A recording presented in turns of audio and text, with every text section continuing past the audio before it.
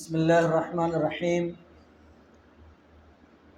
والصلاة والسلام علی رسولہ الامین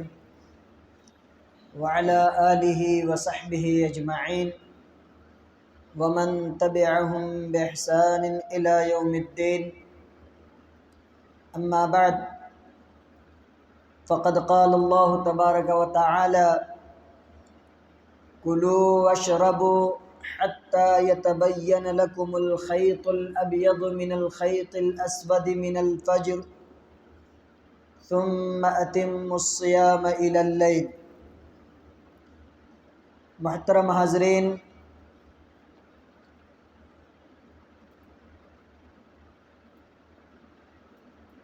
کل کے اس درس میں نے آپ حضرات کو بتلایا تھا چند چیزوں کے بارے میں کہ ان سے روزہ باطل نہیں ہوتا ہے، روزہ ٹوٹتا نہیں ہے۔ آج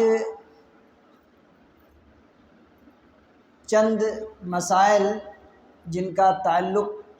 روزہ ٹوٹنے سے ہے اس کو بیان کرنے کی کوشش کر رہا ہوں۔ اللہ تعالیٰ سے دعا ہے کہ اللہ تعالیٰ ہم سب کو حق کہنے اور حق سمجھنے اور سننے کی توفیق عنایت فرمائے۔ پہلی چیز جو روزے کی حالت میں جس چیز کے کرنے سے منع کیا گیا ہے وہ یہ ہے کہ انسان جان بوجھ کر کھانا پینا نہ کھائے۔ اگر کوئی شخص روزے کی حالت میں یہ جانتے ہوئے کہ میں روزے سے ہوں اور بغیر کسی عذر کے اگر وہ کھاتا ہے یا پیتا ہے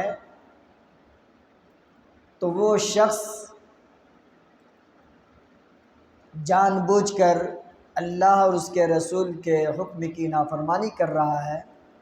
ایسے لوگوں کا روزہ باطل ہو جاتا ہے، ٹوٹ جاتا ہے، اور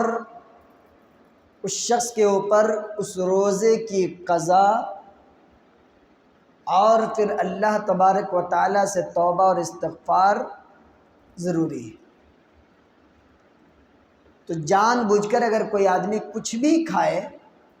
تو اس سے روزہ ٹوٹ جاتا ہے۔ اگر بھول کر ہم نے کھا پی لیا، بھول کر ہم نے کھا لیا پی لیا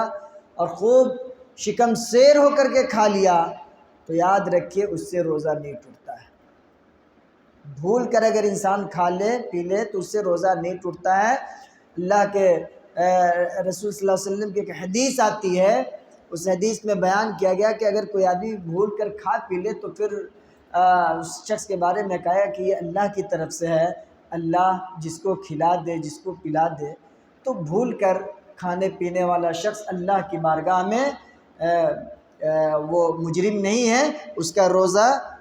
قابل قبول ہے، اس کے روزے میں کسی طرح کی کوئی کمی بیشی نہیں ہے۔ اسی طرح سے اللہ تبارک و تعالیٰ نے ہمیں روزے کی حالت میں یہ بھی حکم دیا ہے کہ ہم اپنی بیویوں سے جنسی تعلقات حاصل نہ کریں۔ اس سلسلے میں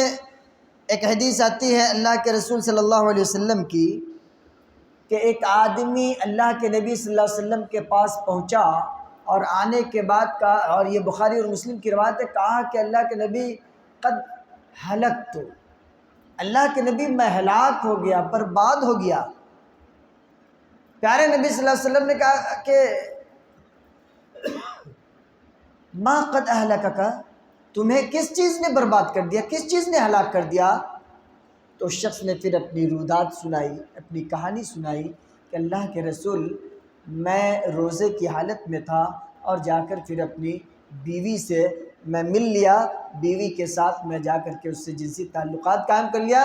تو اللہ کے نبی صلی اللہ علیہ وسلم نے اس شخص سے کہا، کیا کہا؟ هل تجد رقبۃ تعتقها،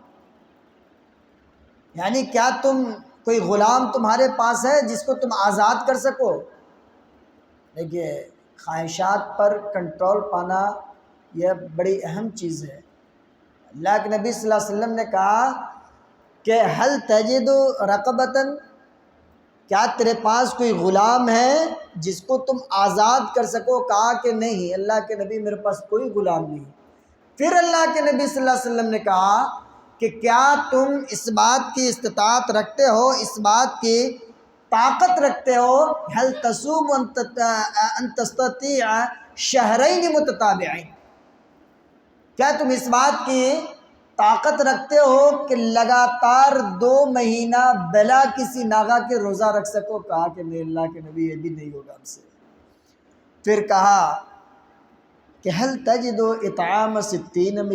مسکینا، کیا اس بات کی طاقت رکھتے ہو کہ اس ایک روزے کے بدلے 60 مسکین کو تم کھانا کھلا سکو؟ کہا نہیں اللہ کے نبی نہ۔ اسی بیچ میں ابھی یہ گفتگو چل ہی رہی تھی، بڑا دلچسپ واقعہ ہے، ابھی یہ گفتگو چل ہی رہی تھی کہ ایک آدمی کھجور سے بھرا ہوا ایک ٹوکری لے کر کے پہنچا اللہ کے نبی صلی اللہ علیہ وسلم کے پاس، اور کہا کہ اللہ کے نبی صلی اللہ علیہ وسلم اس کو لے لیجئے اور اس کو جو نہیں اللہ کے راستے میں خرچ کر دیجئے گا صدقے کے طور پر۔ تو اللہ کے رسول صلی اللہ علیہ وسلم نے کہا کہ این السائل، وہ آدمی جو آیا تھا مسئلہ پوچھنے کہ اللہ کے نبی میں بیوی کے ساتھ جو نہیں اپنا سنبندھ بنا لیا اور جنسی تعلق قائم کر لیا تو اب میرا کیا ہوگا؟ تو اس شخص کو اللہ کے نبی صلی اللہ علیہ وسلم نے تلاشا، کہا کہ کہاں ہے این السائل، پوچھنے والا کہاں ہے؟ اس کو بلایا، کہا خذھا وتصدق، لو اس ٹوکری کو پکڑو اور جا کر کے اس کھجور کو جو نہیں صدقہ کر دو۔ اب صدقہ کرنے کی جیسے بات آئی تو وہ شخص کہتا ہے کہ اعلی افقر منی یا رسول اللہ، اے اللہ کے رسول کیا مجھ سے بھی زیادہ کوئی اس بستی میں ہے جو غریب ہے؟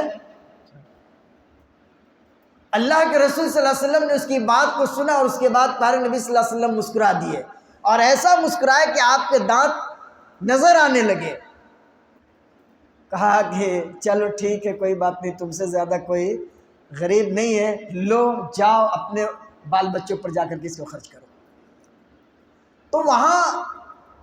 اس آدمی کے پاس بہرحال کچھ نہیں تھا، وہ کسی چیز کی سکت نہیں رکھتا تھا، لیکن اس حدیث کی روشنی میں ہمیں یہ تعلیم ملتی ہے کہ اگر کوئی آدمی روزے کی حالت میں اپنی بیوی سے ملتا ہے تو پھر اس روزے کا کفارہ اس کو ادا کرنا ہوگا، اور کفارہ کیا ہے؟ کفارہ یہ ہے کہ یا تو غلام آزاد کرے، یا پھر اس ایک روزے کے بدلے 60 روزہ رکھے لگاتار، یا پھر 60 مسکین کو کھانا کھلائے۔ اب فیصلہ ہمیں کرنا ہے کہ ہم اپنے روزے کی حفاظت کیسے کریں۔ اچھا، بحالت روزہ اگر کوئی آدمی شہوت سے پاک ہو کر اپنی بیوی سے بغل گیر ہو جاتا ہے، بوس و کنار کرتا ہے یا بوسہ لے لیتا ہے، یا بیوی شوہر کا لے لیتی ہے، تو کیا ایسی صورت میں روزہ خراب ہو جائے گا؟ نہیں، ایسی صورت میں آپ کا روزہ خراب نہیں ہوگا۔ اگر آپ کا اپنے نفس پر کنٹرول ہے، اپنی خواہشات پر کنٹرول ہے، آپ کو گناہ میں واقع ہونے کا اگر خدشہ نہیں ہے، اس حیثیت سے اگر آپ اپنے آپ میں اعتماد رکھتے ہیں، تو ایسی صورت میں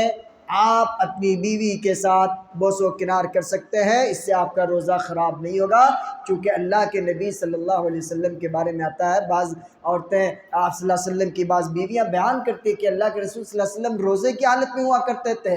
اور مجھے بوسہ لیا کرتے تھے۔ تو اللہ کے نبی صلی اللہ علیہ وسلم کا بھی عمل اس سلسلے میں موجود ہے، لہٰذا اگر انسان کو اس بات کا خطرہ نہ ہو کہ وہ اس میں پڑ جائے، کنٹرول اس کا ختم ہو جائے، خواہشات میں گرفت ہو جائے، تو پھر ایسا کرنا اس کے لیے درست ہے، اور اگر خواہشات میں پڑ جانے کا خدشہ ہے تو پھر اس سے بچنا اس شخص کے لیے ضروری ہے۔ اسی طرح سے وہ آدمی جو روزے کی حالت میں ہے اور اچانک اس نے قے کر دیا، اچانک قے کر دیا، تو اچانک قے کرنے والے آدمی کا روزہ خراب نہیں ہوگا، البتہ وہ آدمی جس نے جان بوجھ کر قے کیا یا پھر جس کو پہلے سے پتہ چل رہا ہے کہ ہم کو قے ہو جائے گا، اور جو سچویشن، جو حالات ہوتے ہیں اس طرح کے حالات اگر پہلے سے بن رہے ہیں تو پھر ایسی صورت میں اس شخص کا روزہ ختم ہو جائے گا، اور وہ شخص اس کے بدلے میں کیا کرے گا؟ قضا کرے گا، کوئی کفارہ نہیں دے گا، بلکہ اس روزے کو بعد میں آگے چل کر کے وہ پورا کرے گا۔ اسی طرح سے بھاپ لیتا ہے انسان، بیمار ہو گیا اور بھاپ لینے کی ضرورت پڑ گئی،